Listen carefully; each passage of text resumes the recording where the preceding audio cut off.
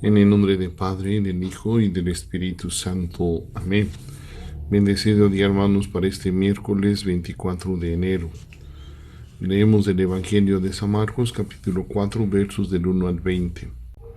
En aquel tiempo Jesús se puso a enseñar otra vez junto al lago, y se reunió una muchedumbre tan grande que Jesús tuvo que subir en una barca.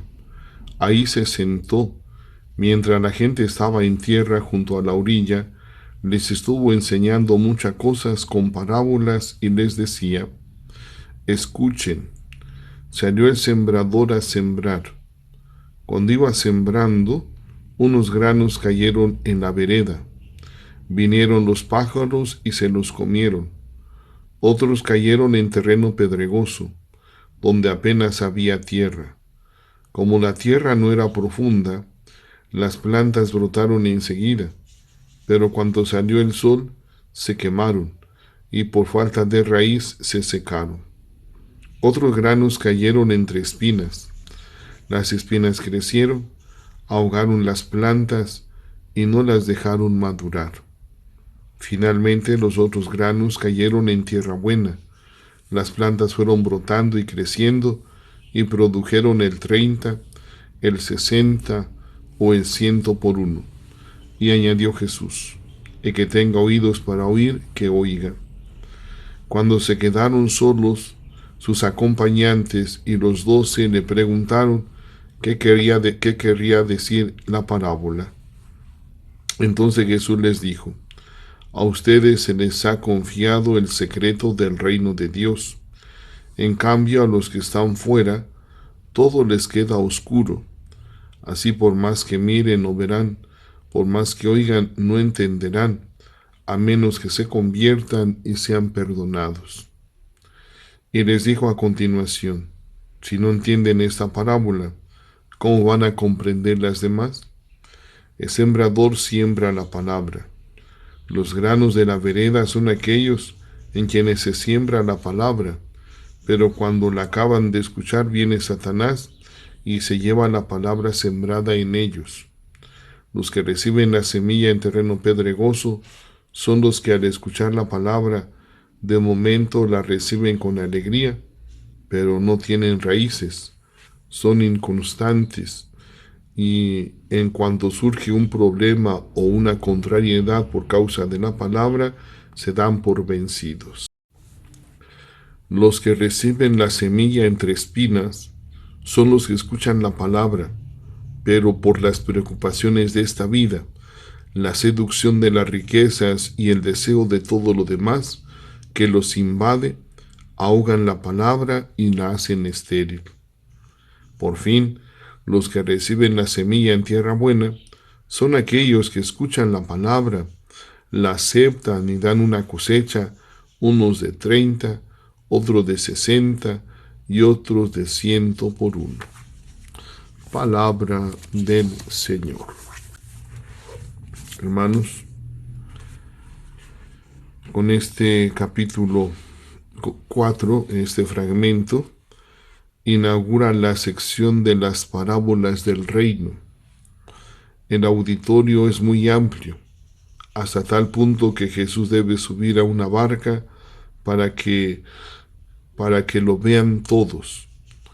Los judíos estaban acostumbrados a las parábolas, pues también las empleaban los rabinos. Eran relatos de apariencia sencilla, aunque con un elemento de sorpresa o una conclusión inesperada que inducen a buscar un significado posterior por debajo de lo inmediato. La parábola se orienta sin demora a la figura del sembrador, pero la atención se traslada de inmediato a la semilla. De sembrador queda solo el gesto generoso y amplio con la que esparce sin llevar cuidado y de manera abundante. Aquí encontramos ya una cosa extraña. Sigue a continuación la tipología de los terrenos en los que cae la semilla, hasta la exageración evidente de la cosecha en el terreno bueno. Tenemos aquí el punto culminante. el punto en el que la prodigalidad o abundancia fuera de lo común del sembrador es recompensada por un rendimiento desproporcionado. La imagen de la cosecha remite al fin de los tiempos. El significado originario de la parábola, reconducible al misterio, reconducible al mismo Jesús y comprensible a sus oyentes, dice que la venida del Mesías está cerca y describe la abundancia de gracia del reino mesiánico. Viene después un breve diálogo en torno a la comprensión de las parábolas. Es probable que esta parte sea más tardía. Aparece en efecto de repente una antítesis entre los miembros de la comunidad y los demás, vosotros y los de fuera, con una cita de Isaías.